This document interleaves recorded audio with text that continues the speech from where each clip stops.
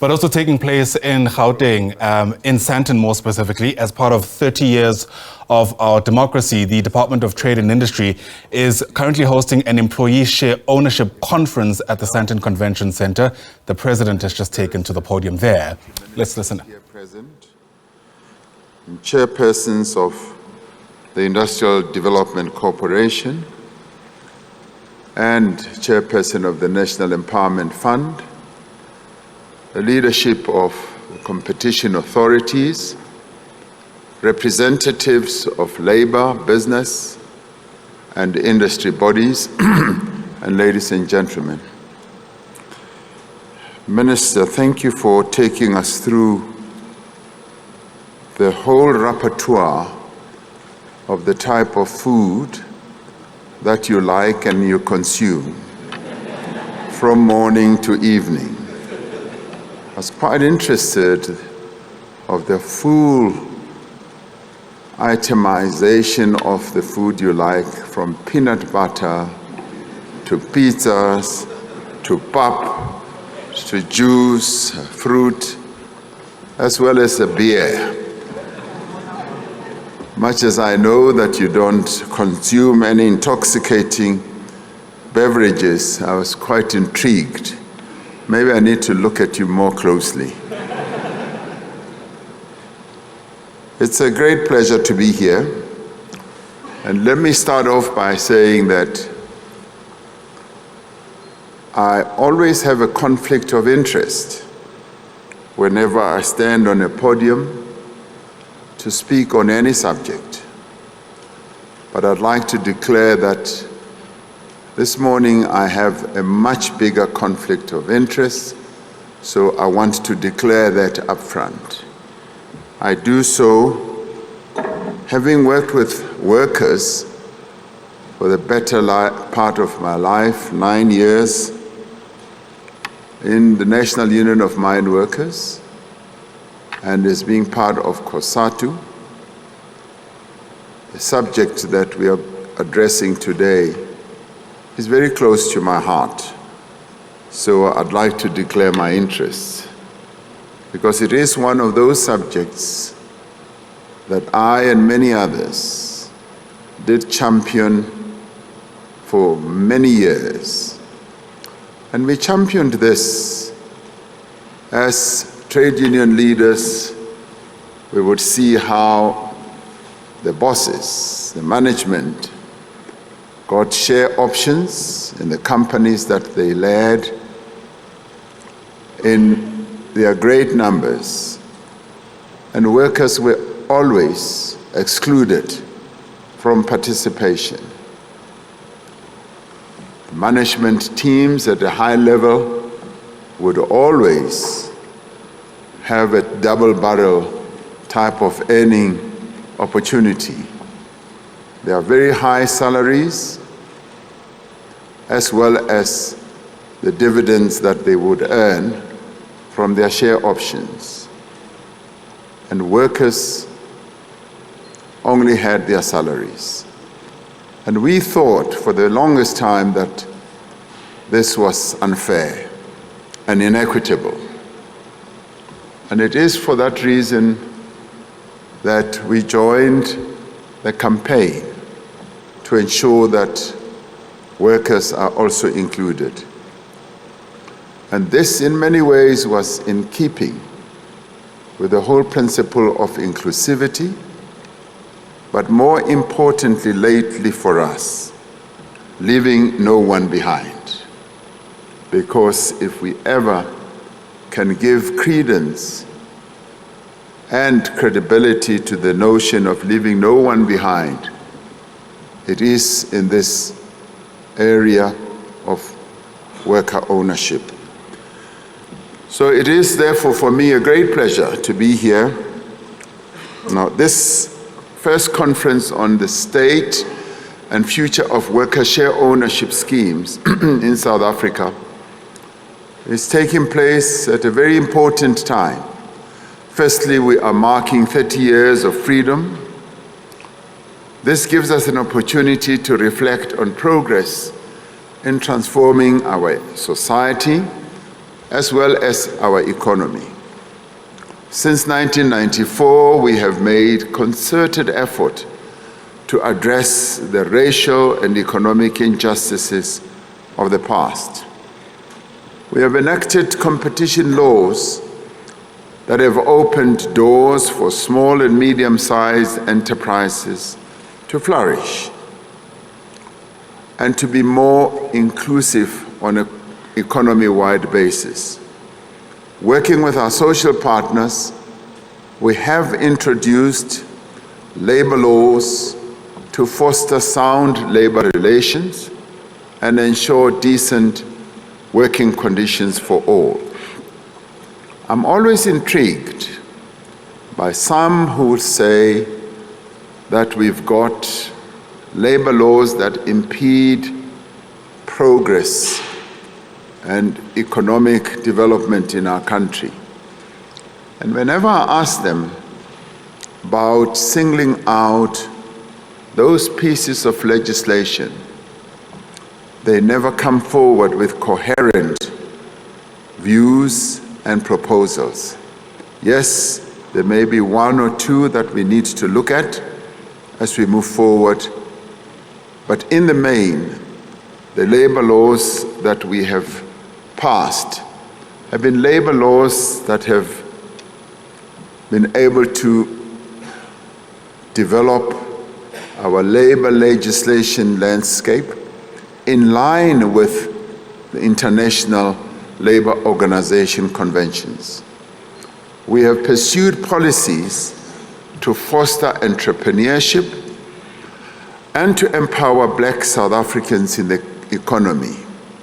Black South Africans who were deliberately, by law, by convention, by tradition, excluded deliberately from participating meaningfully in the economy of their own country.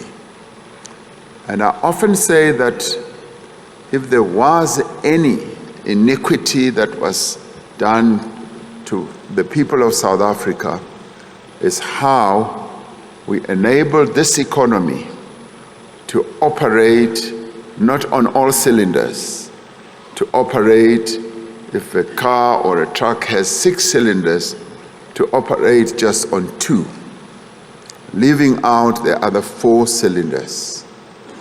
Because I often say, had our economy been made to operate on all cylinders, when all the people of this country were involved meaningfully, directly and deliberately, in playing a role of ownership, of management, of directing the economy, our country's economy would have been far bigger.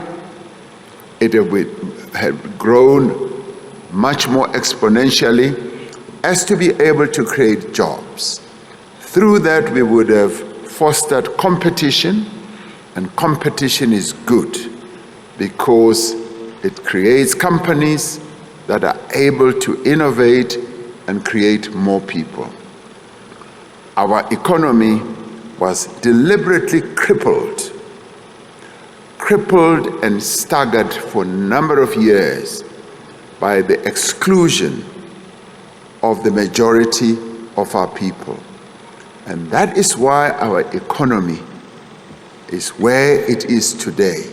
Many people don't always reflect on how our economy was crippled by not enabling it to operate on all cylinders. This year marks 20 years since we took steps to open up the economy, to have more inclusion, directed, inspired by the Freedom Charter, which our forebears drafted 1955, but also inspired by our Constitution, which directed us to have full equality, equality of opportunity, equality in every aspect of South African life. So this year marks 20 years since we took another deliberate step, since we passed the broad-based Black Economic Empowerment Act, which was promulgated as one of the most transformative pieces of legislation to come out of a democratic South Africa. And of course, based on the iconic document of the Freedom Charter, but which was then encoded into our Constitution, that formed the foundation to enable us to begin the process of transforming South Africa. Yet, despite the measures of successive democratic administrations that we have introduced to transform patterns of ownership in the economy, we still have much more to do. The inequality that still persists in our economy is often seen even by outsiders. The International Monetary Fund always says that the South African economy is hamstrung, is held back by the concentration of ownership, and in part by the concentration of opportunity. The World Bank has actually done the same. So much more work still needs to be done when we come to the transformation of our economy. This is therefore a good time to collectively assess the impact of the enabling legislation environment, to examine the learnings over the past 2 decades. And a vital measure of economic empowerment is the extent to which ownership and control of the economy is broadened, particularly among Black and women South Africans. Worker ownership schemes, therefore, are valuable. They are valuable instruments to broaden ownership and, with time, to enable greater control of the economy. In my view, they are not only valuable, they are natural. Because invariably in most companies, you will find a coterie, just a few of those who work for that company being favored with a piece of the equity in the company, and the majority being excluded. That has now begun to change. Also known as the employee share ownership programs, these schemes are underpinned in our transformation era. They're underpinned by the broad-based Black Economic Empowerment Act, together with the Competition Act, as well as the Companies Act, and a various number of other pieces of legislation, for instance, in other industries, mining and many others. Government continues to play an important role through DTIC in providing guidance on the design and implementation of these programs. The IDC, the National Empowerment Fund, and other key government institutions provide catalytic funding and assistance measures to enable this to happen.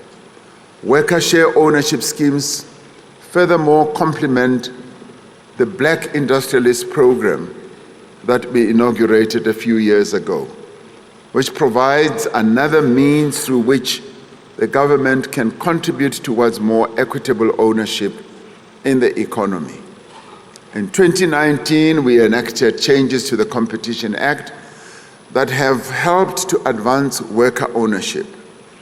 The amendments require government and competition authorities to significantly or specifically consider how an acquisition or a merger will affect the spread of ownership in the economy, particularly for workers. The amended legislation also calls for the engagement with emerging companies to implement structures that enable greater and much more meaningful participation of workers not only as owners of equity, but also as stakeholders with a voice. The immense transformative potential of worker ownership schemes is often overlooked, and Minister Patel is absolutely right. The media and many other opinion makers hardly pay attention to this very important aspect.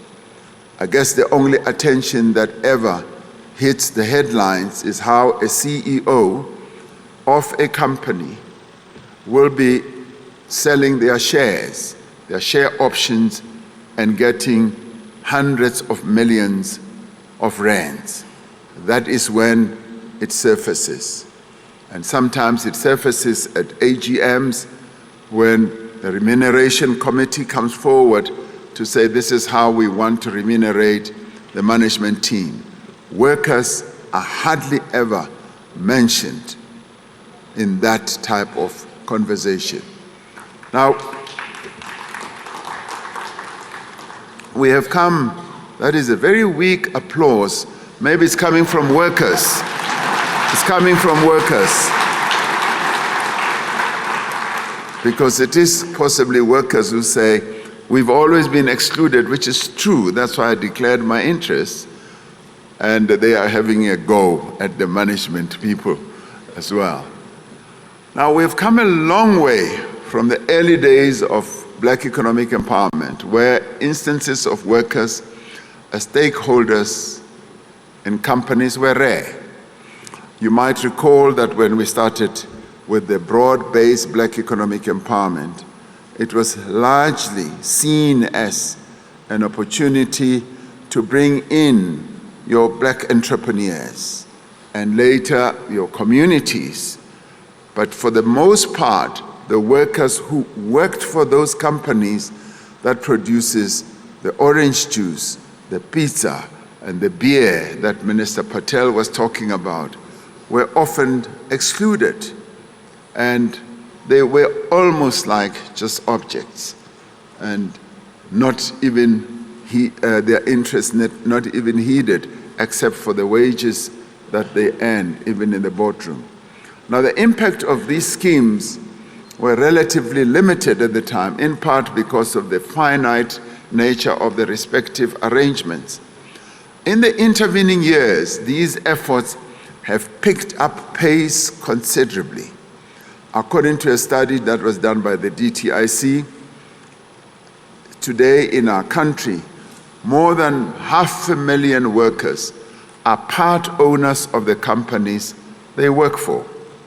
And I still think that this is a conservative figure, because I think many more workers in various companies have now become owners, part owners of the companies they work for. And by the way, workers don't even demand that, we want all of it, like Karl Marx style. They never say, give it all to us. They just say, we want a portion. We want a portion to be set aside, and that portion we can either have funded, buy-in, or, as often happens with companies, it can actually be a share ownership scheme where it incentivizes worker and it is parceled out. Now, this equates, if you look at the 500,000 only, it equates to 1 in every 20 workers in the formal private sector working in our country. We are creating a new class of worker owners across the country. And this is a new wave that must spread around, and where we want to give dignity to workers, as these are not just managers, they are workers, they are in many ways ordinary workers who produce that orange juice, who work on the farms, who are mine workers, who are now amongst the owners of our country's vast mineral wealth. Mine workers own a portion, and they are workers in garment and auto manufacturing industries who are now amongst the owners of the factories that they work for. They are workers in the agricultural sector. They are workers in the food and beverage sector hospitality, energy, transportation, and logistics, in IT, in the financial services, in telecoms, and many others. Now, these are the Maitinzwalos, the children of democracy, who are striving to give effect to the words of the Freedom Charter that the people shall share in the country's wealth.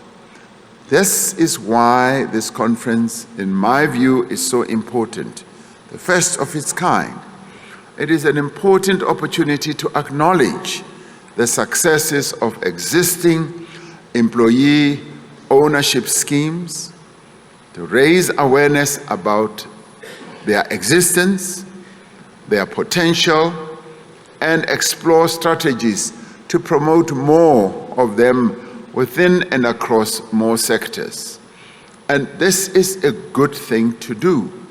In 2018, I had the privilege of co-chairing the International Labour Organization's Global Commission on the Future of Work, where we were looking, and I was working with the former Prime Minister of Sweden, Stefan Löfven. We were looking at the future of work and brought together experts around the world at the ILO in Geneva. And the Commission's report reflected not only on what choices countries need to take to adapt to a rapidly changing world, but a world, as Minister Patel was saying, where there's climate change, a world where there's great uncertainty at an economic level and all that, but also on the critical issue of achieving social justice in the world of work. How we can engender equity, equality, and fair treatment of all who are involved in economic endeavors. In a number of respects, worker share ownership schemes are just such an investment towards the achievement of greater social justice. And the concept social justice is so important for us to always keep in mind in whatever we do. There needs to be social justice. There needs to be fair treatment of everyone, inclusivity, and we need to underpin what we do with the concept of leaving no one behind. These interventions are necessary for the sake of equal opportunity and addressing the historical inequities and inequalities, particularly in a country like ours, but also towards increasing productivity and the growth of the economy.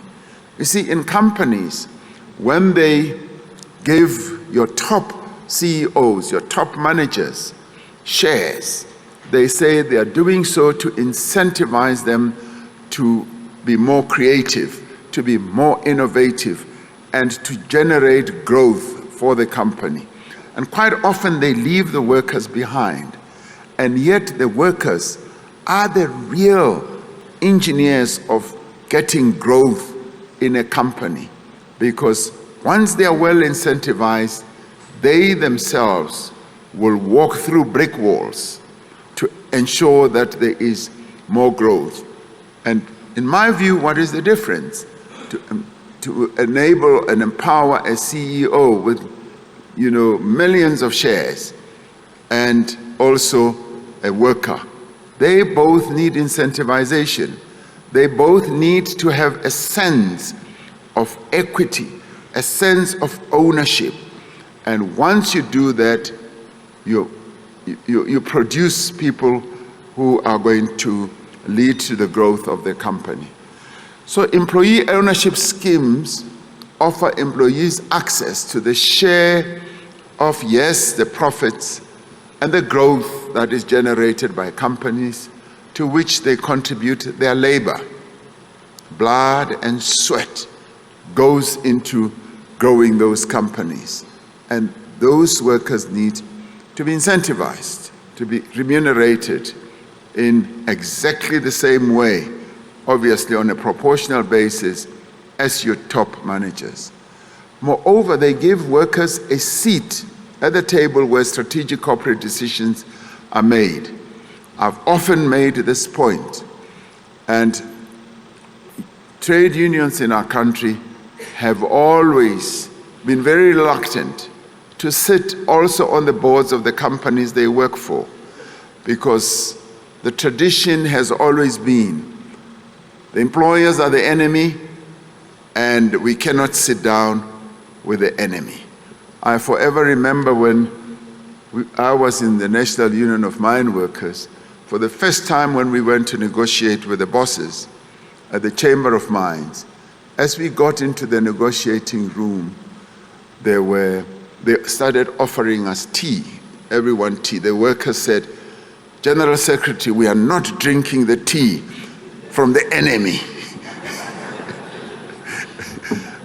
And I then said to them, like Minister Patel was saying, "This is your tea.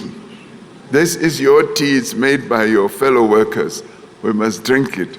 And we were there the whole day. And as they got hungry, the sandwiches that were brought, they also took. Because the view that they took was that, no, we cannot take anything that's given to us by the enemy. And we had to work to try and change that approach amongst the workers. And I forever remember, and I must confess to have participated in a theft. When we were at the Chamber of Mines, they used to have the cigarette boxes. That's the time when in boardrooms there used to be a lot of smoking. So they had these cigarette boxes, and they were accustomed to negotiating with the White Mine Workers Union, who, you know, as they came into the boardroom, there were like maybe 5 or 6. So they would each help themselves to the cigarettes, puff away. The room would be filled with smoke. I used to smoke too, but I stopped many years ago. My children said, "Stop this nonsense," and I did. So the one time when we first went to the Chamber of Mines, they had these boxes. So somehow the workers opened them and found the boxes, these wooden boxes filled with cigarettes. And I could see they closed them very quickly. And as they refused to take the tea, and I knew that some of them were smokers, because we had come with a very big delegation. I mean, we had like 35 workers from all over the country who were coming to the Chamber of Mines for the very first time. So it was like a joy, and none of them were in suits. They were all in, you know, overalls and all that, which was a bit of a shock to the Chamber of Mines establishment. And during one of the caucuses, I then instigated a crime. I said, one of them said, "Oh, I didn't bring my cigarettes." And I said, "Open this box and smoke these cigarettes away." They said, "Yes, can we do that?" I said, "You take the cigarettes." And you know what they did? At the end of the session, they took all the cigarettes. So the next time we came back, there were no cigarette boxes. That was worker empowerment. So now when workers participate as owners, the workers also develop a deeper understanding of the challenges and opportunities that face their own companies, enabling more fruitful partnerships to unlock opportunities for growth, investment, and job creation. Now, this is a paradigm shift which aims to empower workers not only as wage earners, but also as partners, as stakeholders with ownership in capital.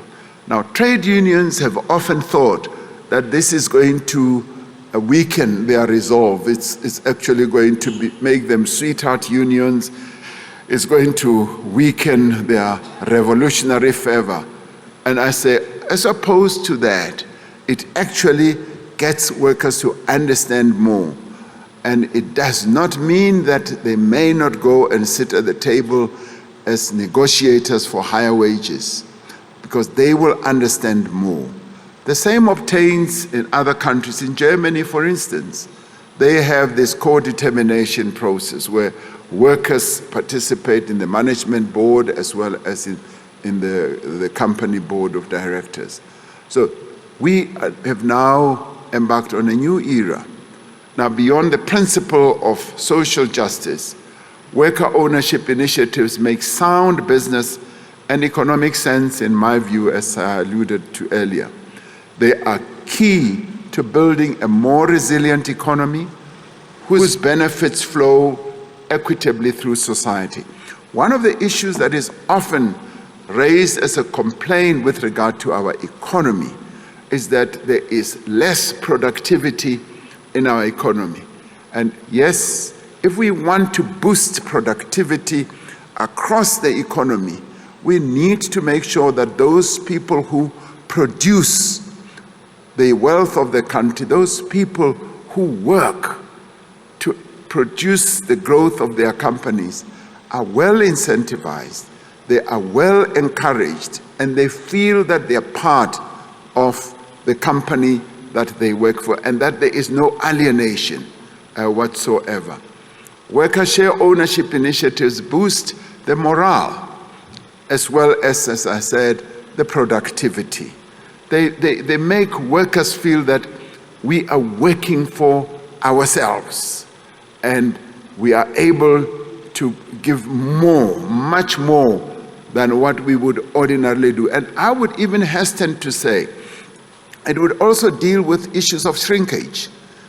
If you talk to many company executives, they will tell you that they always factor 3%, 5% shrinkage, because yes, people being who they are, they always pilfer, they always steal, and they always find ways of defrauding and all that.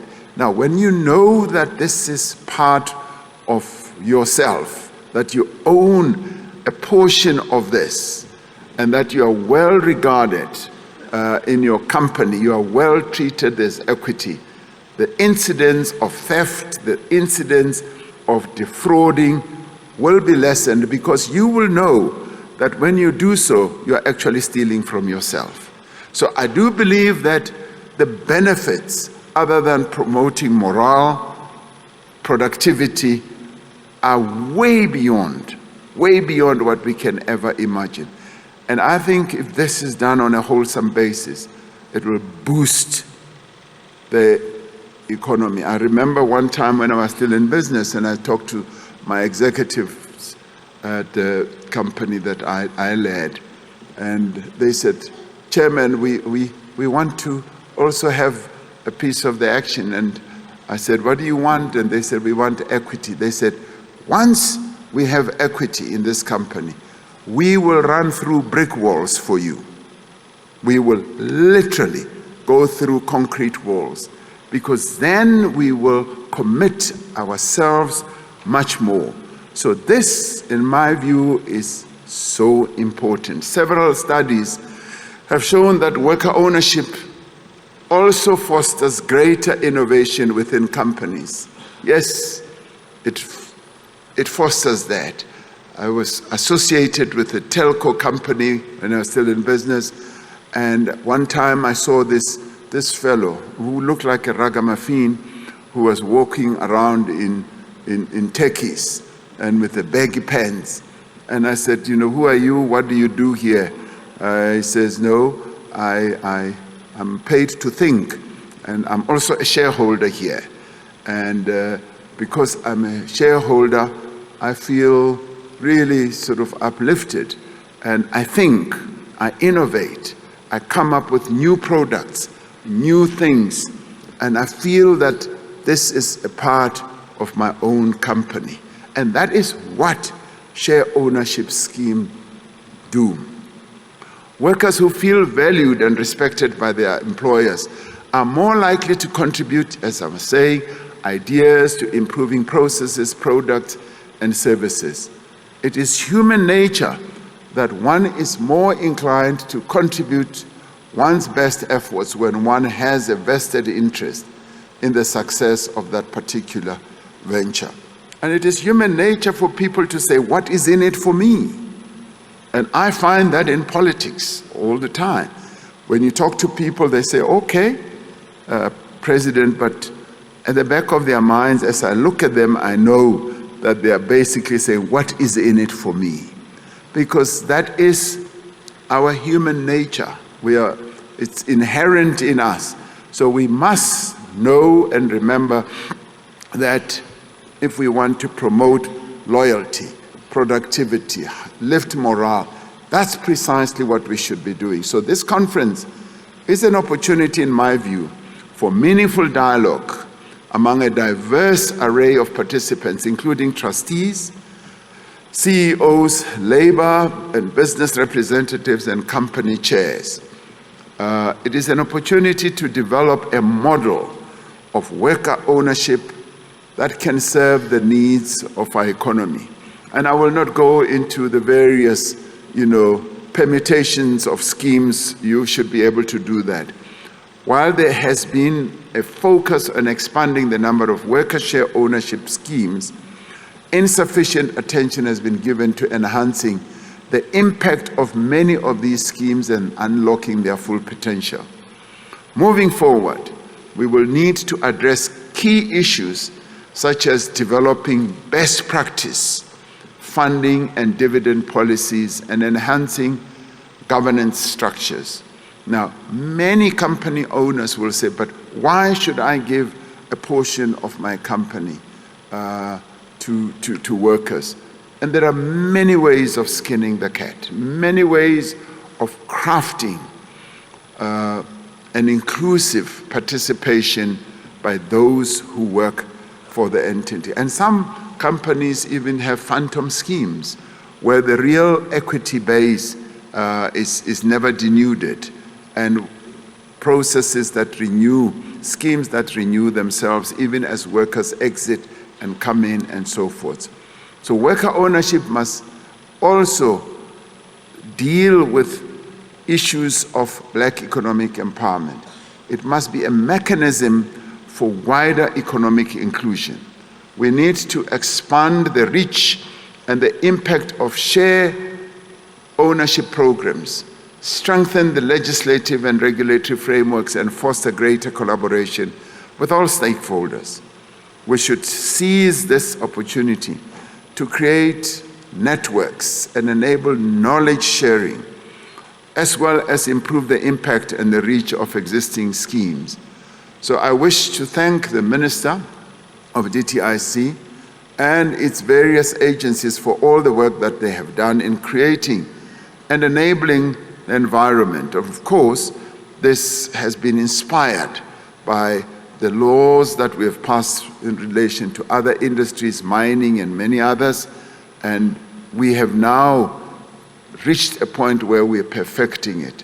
The progress that has been made would not have been possible, truth be told, without the collaboration of the state, labor, the private sector, and other stakeholders in the economy. So I congratulate companies. Those companies, many of those companies are represented here today, who continue to work to implement such structures in a collaborative way with their employees, who've also shown courage, and it will be good at some stage to hear their experiences, whether it has brought about any positive change, and if it hasn't, how we can ensure that that is engendered. We all share a common commitment to economic transformation. I do believe that that is now common amongst all of us. By definition, it has to be common, because if we look at our past, where, as I was saying earlier, our economy was crippled and was not operating through or with all cylinder power, we now need to say transformation is the way to go, so that we open the valves, we open all the cylinders to enable this economy to operate as it should, as we spread ownership, as we make sure that there is involvement by those who produce the wealth of this country. It is therefore vital that we harness the spirit of partnership as we chart the course for the future of these programs and for an even better, more sustainable worker shareholders regime. And by the way, I want to say that I look at this endeavor as going way beyond just worker ownership. I see it having a positive impact on our economy, on our transformation agenda, on productivity, on driving the economy forward. Imagine how positive and beneficial it would be to get everyone in a company having a sense that I own this and therefore I am going to work hard. We often see it with entrepreneurs. Entrepreneurs will sacrifice their time, even time with family. They'll sacrifice, everything, their own personal life and even some of their assets, and they'll put them to bear to grow their companies because they own it. They want to make it succeed. And we can have a light version of that by getting workers to be part of the economic growth, the growth of the companies. By championing worker ownership, in my view, we are building a future where every employee has a stake in the success of the company. But in my book, as I said, the success of our economy. Together, we are paving the way for a more equitable and prosperous society in which no one is left behind. When we inaugurated, a few years ago in this administration, when we inaugurated the minimum wage, that was another process through which we were lifting 6 million workers out of a milieu of low wages. The doomsayers then said, we're going to have a bloodbath. Many people are going to lose jobs. It never ensued. What it means is that as South Africans, we need courage. We need to be bold to embark on processes that may seem new and risky to us. But if we do have that courage and boldness, we will be able to ensure that no one is left behind. If concept of no one being left behind has ever gained any meaning in any country in the world, it is in South Africa where it should, because many people were deliberately left behind. And in this administration, and I guess in the next administrations as well, our insistence is going to be, we leave no one behind, and we must be as inclusive as we possibly can. So I'm delighted to be here. I've declared my conflict, and I say to you, have a wonderful discussion during the course of this conference to advance what I believe is fully transformative for the economy of our country and our nation. Thank you very much.